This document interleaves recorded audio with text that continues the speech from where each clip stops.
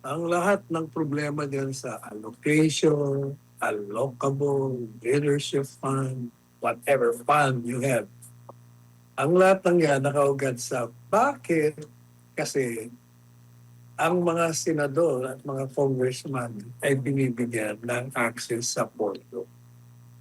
Kasi ang trabaho nila talagang lawmaking lang, hindi dapat nakikialam sa mga proyekto sa kanilang mga distrito. Yan dapat, ang nakikialam yan, yung local government units. Kaya matagal na natin sinasabi, matagal na, wala pa tayo sa Malacanang noon. Ang sabi natin, tanggalin ang access ang pagbibigay ng pondo sa mga congressman at senador. Nanawagan si Senator Ping Lacson na dapat wala na daw makalusot na leadership fund o allocable sa 2027 national budget na ani ay mas masahol pa daw sa bersyon ng pork barrel.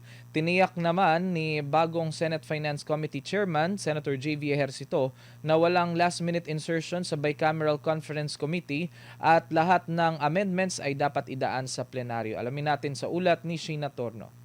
Nais masiguro ni Senator Ping Lacson na dapat tuluyan ng matanggal sa national budget ang tinatawag na Leadership Fund. Sinabi ni Lacson, 2025 ang huling budget year na nagkaroon ng Leadership Fund. Hindi rin tamaan niya na nakikialam ang mga mambabata sa budget preparation na isang proseso na sakop ng executive. Dapat walang pakialam. Ang pakialam ng congressmen and senators, doon sa tinatawag na authorization phase, meaning legislation. Kasi kung doon pa lang sa NEP, naka-insert na. Giit pa ni Senator Ping, dapat sa local development councils ilaban ng mga district representatives ang mga proyekto at pangangailangan ng kanilang mga distrito.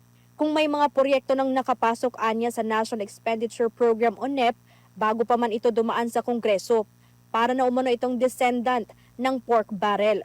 Worse pa, kasi ang pork barrel, doon na yun sa Congress Ito, executive domain pa lang, nandoon na nakialam na yung mga congressmen because ino-operan nga ng mga allocable. And what the term, alok. Sinabi ko naman, it doesn't automatically mean na merong misuse, merong allocable.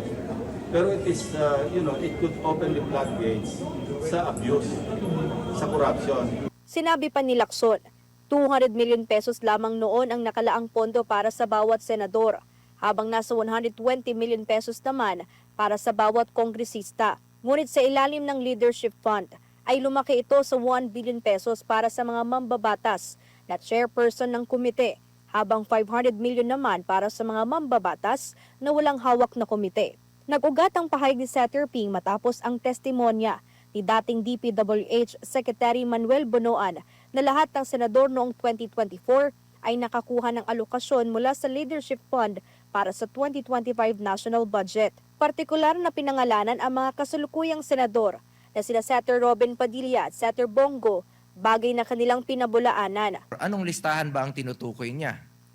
Dahil sigurado po ako na wala naman tayong ipinasang listahan. Siya ang akusado, it would be best that he focuses his defense on proving his innocence rather than dragging our work as legislators into their mess. Sana lang po sa susunod pag kami nagsulat ng ganyan, ituloy-tuloy nyo naman kasi nabanggit kami pero hindi nabanggit na FLR yon for later release. Mariinding pinabulaanan ni Senate Majority Leader Mig Zubiri ang testimonya ni Bonoan ukol sa kanyang umanong diskresyon sa 24 billion pesos na Leadership Fund. Giit pa ni Zubiri ay kailanman hindi siya nag-aproba ng anumang listahan ng mga proyekto mula sa mga senador noong siya ang Senate President. I never requested, held, or handled any list of project requests from senators. Lahat ng request ay course to the Senate Committee on Finance na siyang tagapangasiwa ng budget process sa Senado. Samantala, tiniyak naman ng bagong Finance Committee Chairman na si Senator J.V. Ejercito na magiging transparent ang deliberasyon para sa 2027 proposed national budget. As an offshoot of the biggest scandal doon sa flood control, hindi na ho magyayari muli yun. Sabi ko nga, hindi ko na kayanin ang last minute insertions, lalong-lalo na sa BICAM. No more amendments or insertions during BICAM. Mangyayari lang amendments or insertions during plenary sa budget deliberations mismo. Pag mayroon hong pangangailangan, may kulang, tingin yung ahensya o mga local, do it on the floor. Lahat sa floor. Everything will be done in open session. No? Wala na ho yung mga secret bycam, wala na yung small bycam na tinatawag.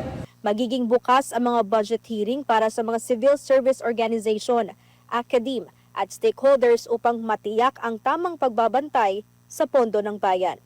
Para sa Diyos at sa Pilipinas kung mahal, ito si Sheena Torno, SMNI News.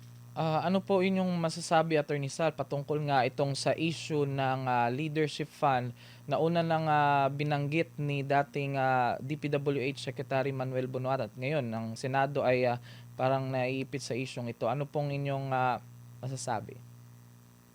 Ang lahat ng problema diyan sa allocation, allocable, leadership fund, whatever fund you have, ang lahat ng yan nakaugat sa bakit? Kasi ang mga senador at mga congressman ay binibigyan ng access sa pondo. Kasi ang trabaho nila talagang lawmaking lang, hindi dapat nakikialam sa mga proyekto sa kanilang mga distrito. Yan dapat, ang nakikialam yan, yung local government units. Kaya matagal na natin sinasabi, matagal na, wala pa tayo sa Malacanang noon. Ang sabi natin, tanggalin ang access, ang pagbibigay ng pondo sa mga congressman at senador. Kailangan mayroong isang departamento na ang trabaho lang iikot sa buong Pilipinas at titingnan kung ano ang pangangailangan sa mga proyekto ng bawat LGU. At sila ang magpapatupad. Sila ang bibigyan ng pondo. Mas maganda pa nga, hindi sila. Kundi pag nalaman na nila ang pangangailangan, ididiretso mo sa LGU. Ang problema, alam nyo, kahit na anong sistema, yung corruption talaga hindi nawawala.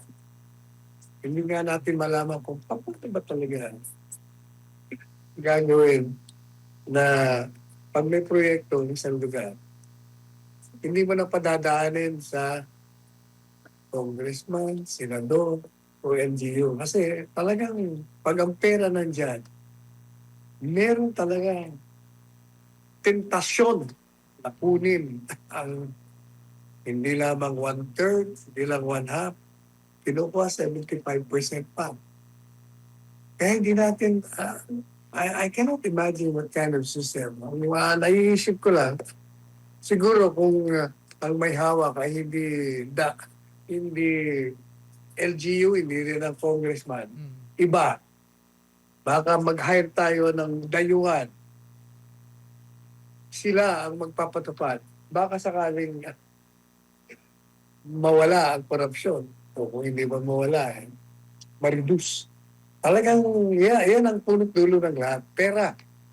Pag may hawak ng pera, ang isang opisyal, talagang naroon ang temptation to steal.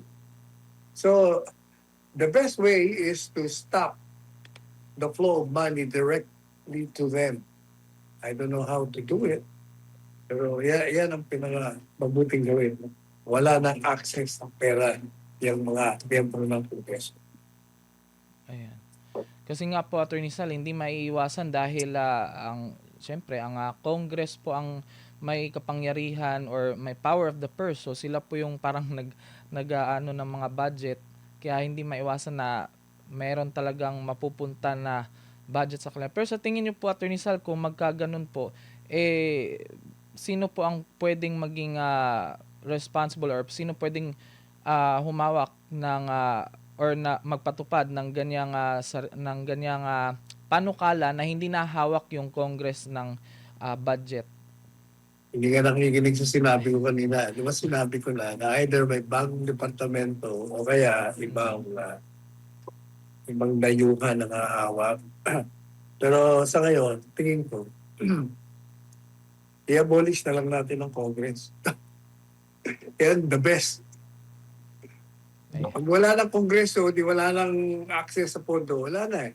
Hindi na sila. Kaya alam po niyo, lalong nag-maintain ang aking paniniwala. Kailangan talaga natin isang revolutionaryong gobyerno. Wala na yung mga kongreso muna. Pahinga tayo, mga 15 years. Pag tumino na, pag naging mature na ang sistema politikal dito sa ating bansa, saka natin balik.